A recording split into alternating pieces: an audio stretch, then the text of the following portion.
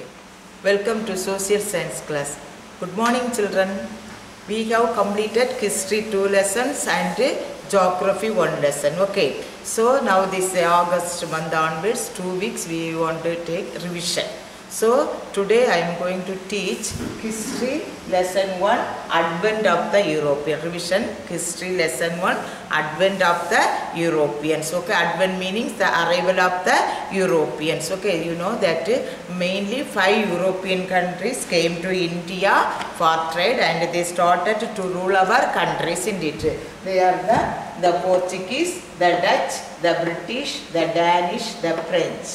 These are the 5 countries came to India for trade, isn't it? The arrival or advent of the Europeans. Here the Portuguese, okay. Bartholomew Dias first came but he didn't reach India. So Vasco da Gama only reached to India in the year 1498 at Calicut. Okay. After that the Dutch, the year 1602. The Dutch came here, okay. So after that only the Europeans, the British. See here the British, they formed the East India Company in 1600 AD. The first, before the Dutch, they only established the British East India Company. They got permission from the Queen and they came to India. But in the year 1608 only they got permission from the Indian ruler Jahangir. They got permission to establish a factory at Surat, but later Jahangir cancelled that permission. First he granted the permission in 1608 AD, then after that he cancelled that permission. So after that in the year 1612 only the British started to establish their training center in India. Okay, so 1612 onwards only they established their trading centers in India. So the now British only third year returned, but the year only different. Okay, so the Danish in the year 1616, the French 1664. Okay, so like that these 5 countries came to India. All of you know about the arrival of Europeans, isn't it? We can know from the sources. Sources meanings evidence. What are the evidence we got? We got the foreign travelers. Many foreign travelers, traders, missionaries and civil servants. Those who came to India, they left their account, isn't it? From their account we can came to know about the arrival of the Europeans. The sources are very, very important to know about the administrative system of the Europeans also, okay, not only British, others also, okay. So how they got the contact with the Indian peoples, they are what are the kings who are friendly with them, like that we can came to know them, okay. So here these sources are divided into 2, written sources and material sources. Here written sources, literature, travel account, diaries, autobiographies, pamphlets, government documents, manuscripts. These are come under the written documents, but that material sources, okay, written sources and material sources. Material sources meaning paintings, statues, coins, government buildings. They come under the heading of material sources. So from the written sources and material sources we came to know about the arrival of the Europeans in India, isn't it? Already you have studied, isn't it? So these sources, among these sources, that Anandarangam, he was a translator of French. He gave the habit of wrote the diary, everyday's event. Okay, from that diary also we came to know about the administration of the French in India. It is very useful diary. We got a lot of sources from his diary also. Okay, so this diary is also helpful to know about the civil service or on the trade about the people, Europeans in India, mainly the French people in India. Okay, so these written sources, these material sources we can see in some part of our countries, in it, historical buildings, coins, statues, paintings, we can found out some other places of India.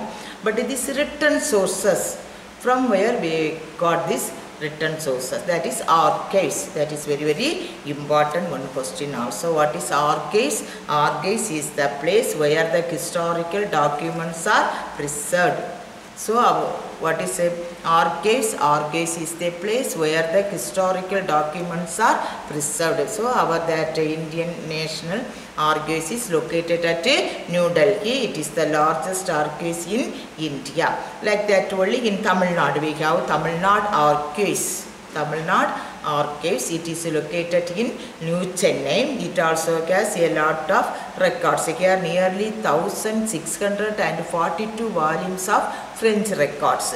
Among these records, most of the records were written in English language. Few of them were in some other languages. That means Tamil, Urdu, French, like that. Okay, other languages. This archives also very helpful for us to know about the arrival of the British. So they are majorly about the sources, written sources and material sources, isn't it? So this British have trade contact with India through the land route, isn't it? Their main place is the Constantinople. Through Constantinople they had the trade contact with India. But in the year 1453 Constantinople was captured by the Turks.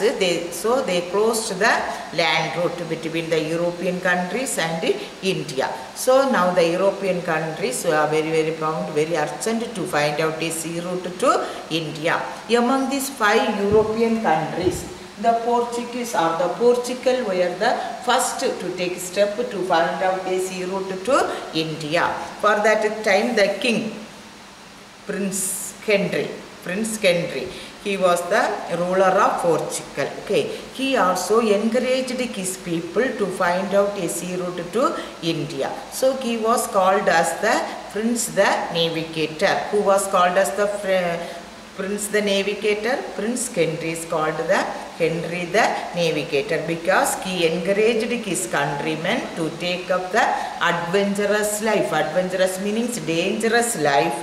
To take up the adventurous life of exploring the unknown regions of the world, to find out the unknown region.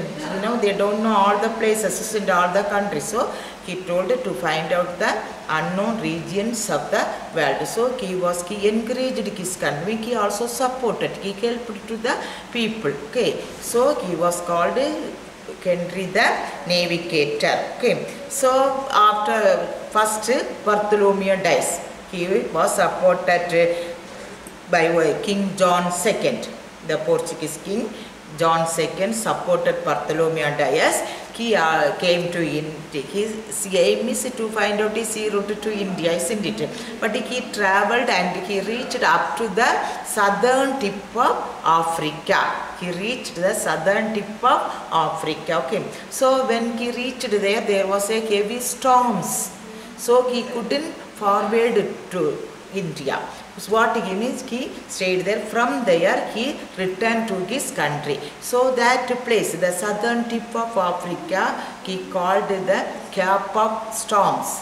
Who called the Bartholomew Dias? He called the Cape of Storms because there were heavy storms in that place. So he called that. Then given. After that only Vasco da Gama came to India, isn't it? Vasco da Gama also first reached the same place, the Cape of Storms.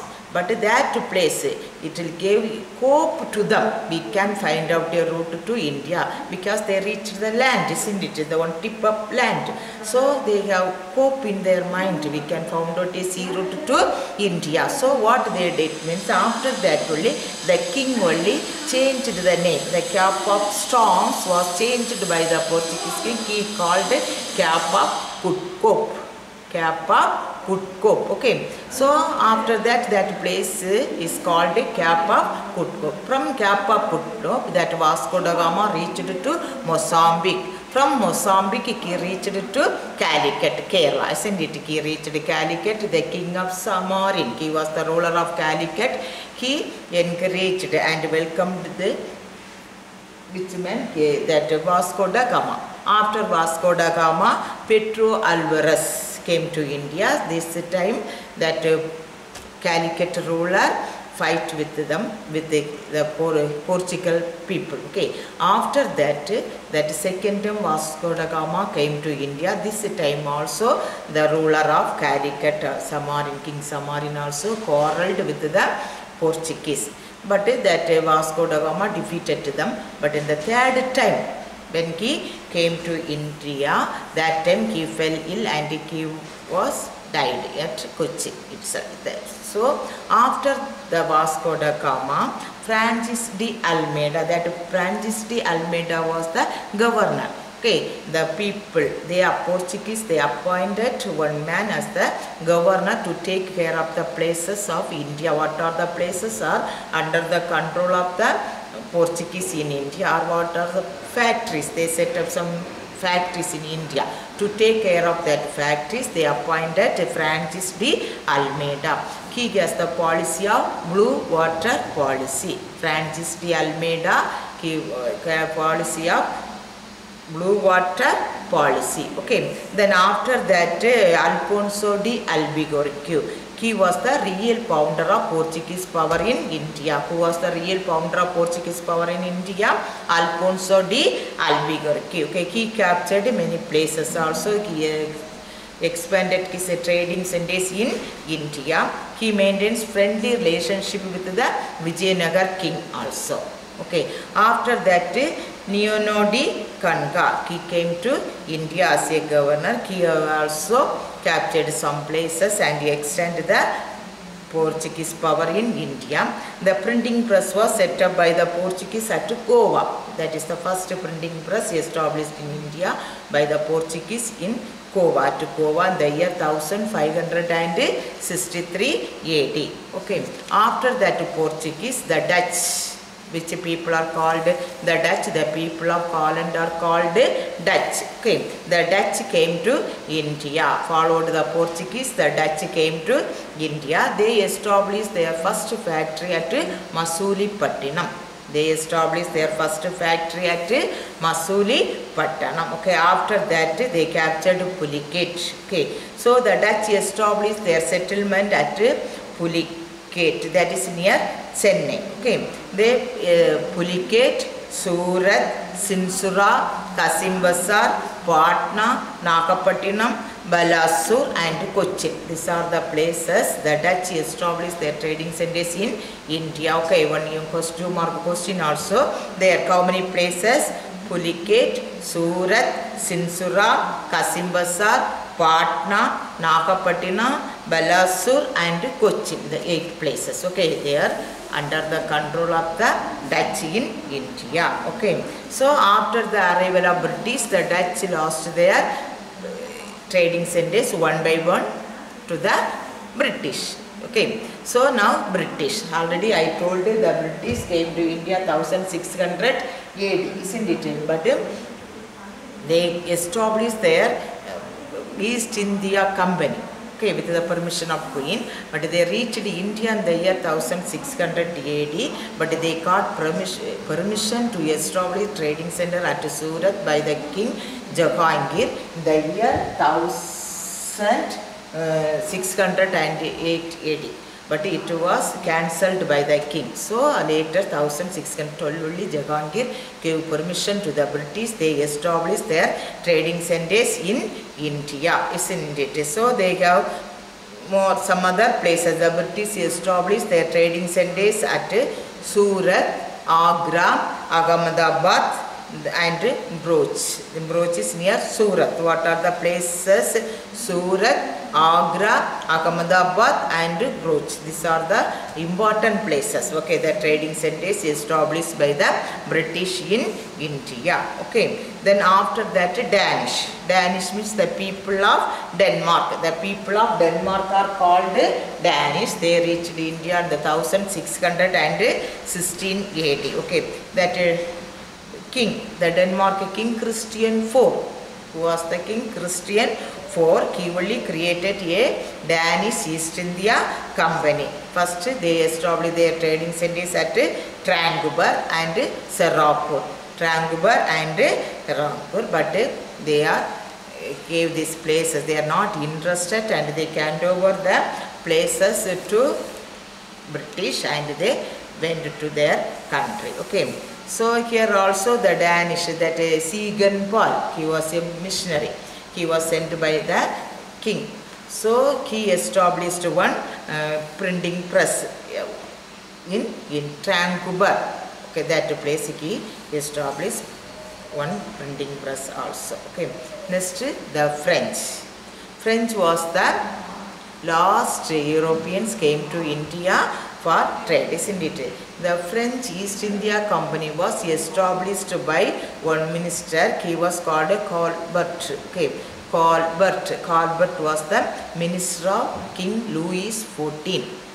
Who was Colbert? He was the minister of King Louis XIV. He only established the trade East India, French East India Trading Company. Okay, it was formed in 1664 AD. 1664 AD. They reached, established there. Then they also established factories at Maggi, Koraikal, Balasur, Pondicherry and Kasimbasar. Here the Pondicherry was the main or important trading centers of the French in India. Okay, it is the most important French settlement in India also.